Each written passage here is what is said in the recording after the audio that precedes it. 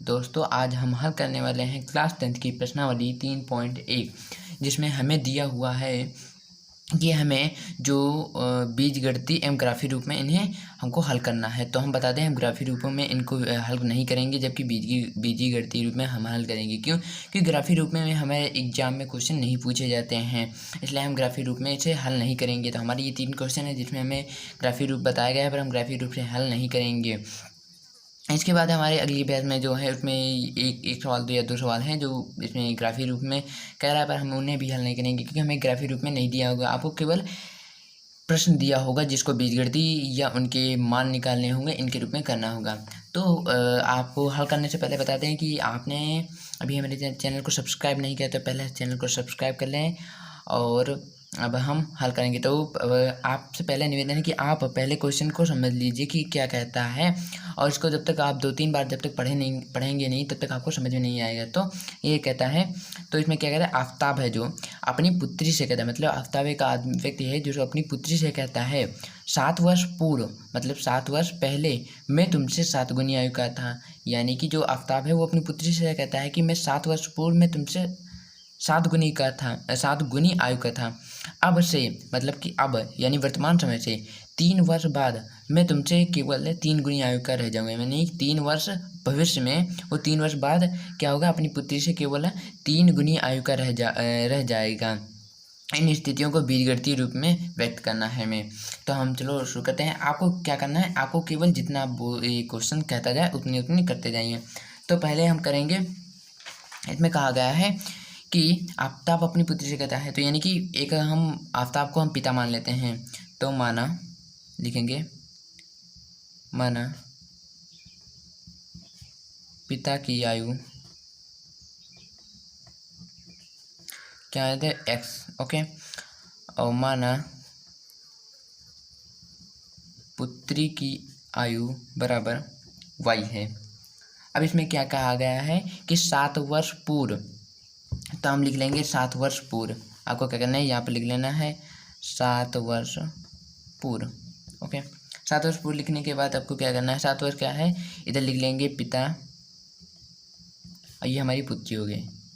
लिखना नहीं है आपको, हम समझाने के लिए पिता पुत्री लिख देंगे। पिता क्या था, x था, और जबकि जो पुत्री थी हमारी वो हमारी y थी, ओके। क्या है, 7 वर्ष पूर्व, यानी कि दोनों में माइनस होगा ना, क्योंकि 7 वर्ष पहले है। अगर भूत में जाएंगे आप तो आपको माइनस लग जाता है चिन्ह, तो इसलिए इसमें लग गया है, ओके।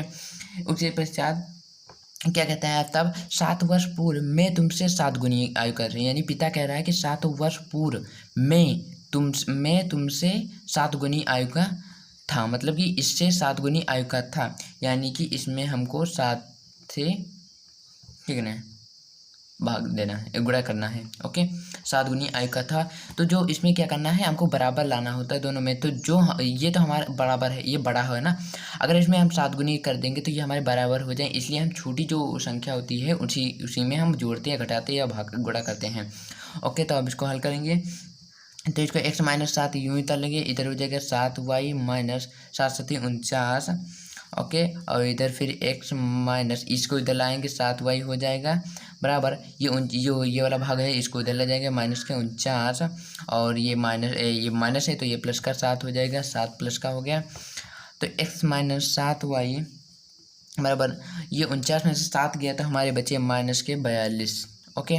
तो ये हमारा पहला समीकरण हो गया, ओके। अब दूसरी बात क्या कही है कि 3 वर्ष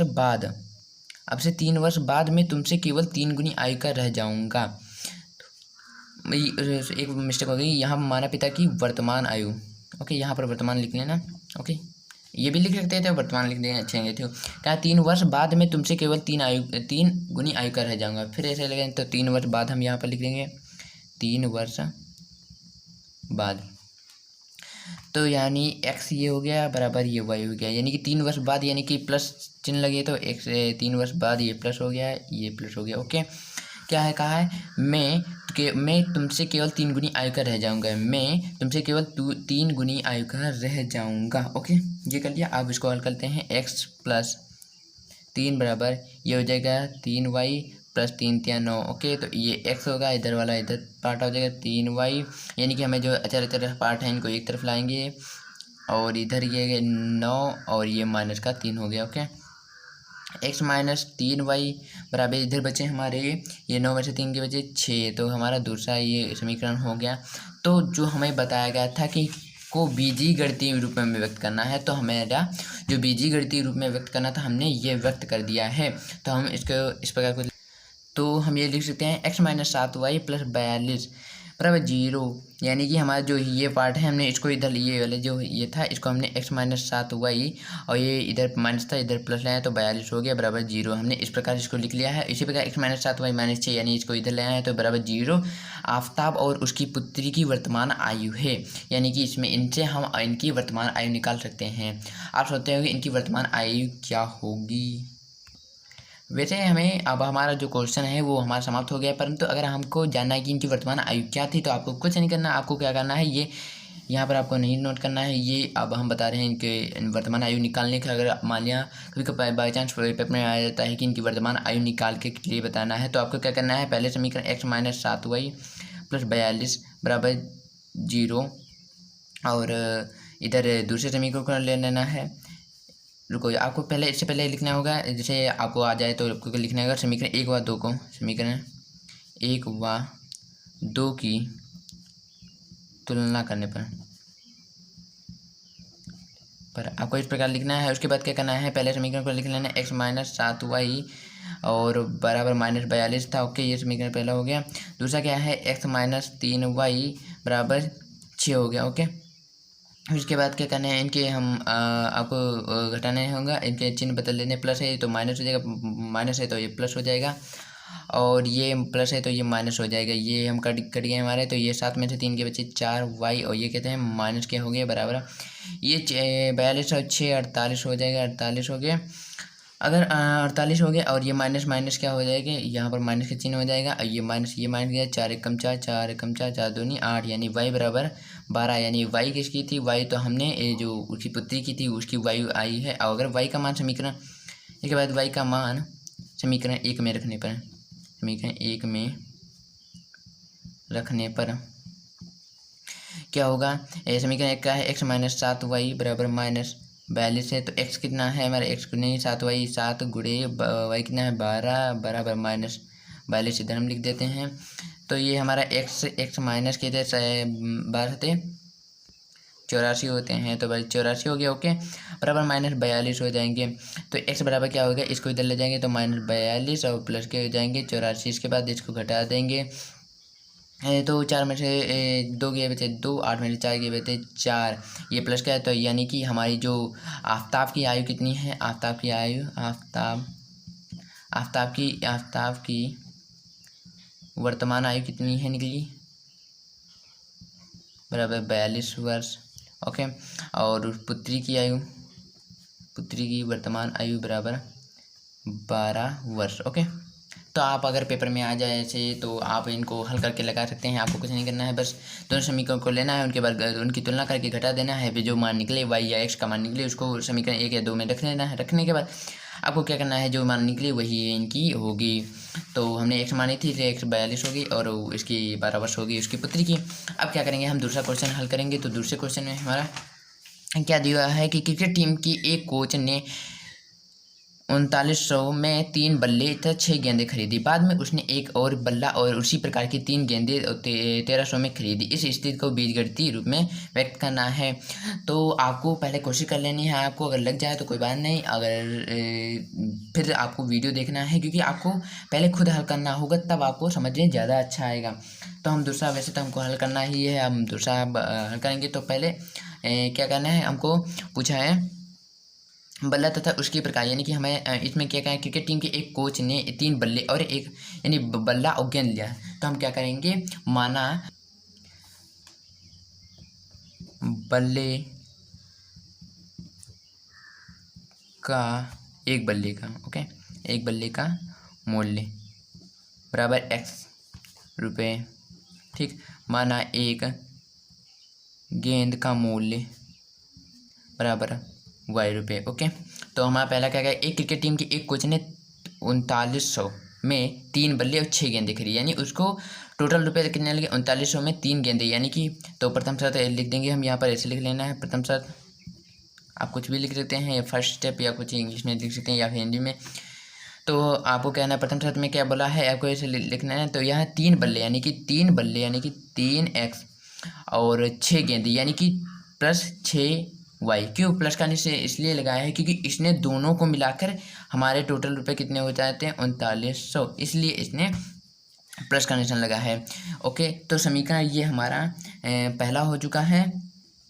अब वैसे तो अभी देखो इसमें आपको और सरल बनाना है, मतलब इससे और छोटा स्टेप करना है इसको। तो आपको क्या करना है, देखो इसमें 3 का सब में कॉमन मिल रहा है, तो आपको क्या करना है, 3 से करने लगा तो x + 2y हो जाएगा और इधर बराबर हो जाएगा 3 कम 3 और 3 दूनी 6, 3 3 9 और ये 0 0, यानी कि अब इसको आपको करना है 3, इधर आ जाए x + 2y -1300 और ये बराबर जी इधर हो जाएगा बराबर 0, यानी कि ये भाग इधर जाएगा तो x + 2y -1300। ओके, ये इसको समीकरण 1 मान लेते हैं, इसको काट देते हैं। ओके, ये हमारा सरल हो गया। इसके बाद क्या करना है आपको, अब दूसरी शर्त क्या है हमारी, तो द्वितीय यहाँ पर लिख रहे हैं द्वितीय शर्त।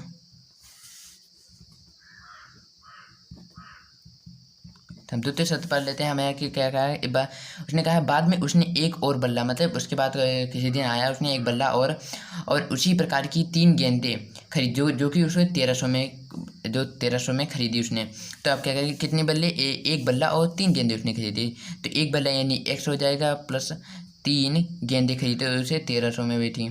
ओके, तो ये समीकरण नंबर 2 हो गया। ओके, अब आपको क्या करना है, ये हमारा तो हल हो गया, ये हमारा यहाँ फाइनली हल हो गया। इसमें बीजगणितीय रूप में कहा था तो हमारे बीजगणितीय रूप में आ गए हैं। तो हम यहाँ पर इसको एक बार लिख लेते हैं, x + 2y -1300 कॉमा और ये हो जाएगा x + 3y और इधर लेते हैं -1300 बराबर 0, इधर बराबर 0 है।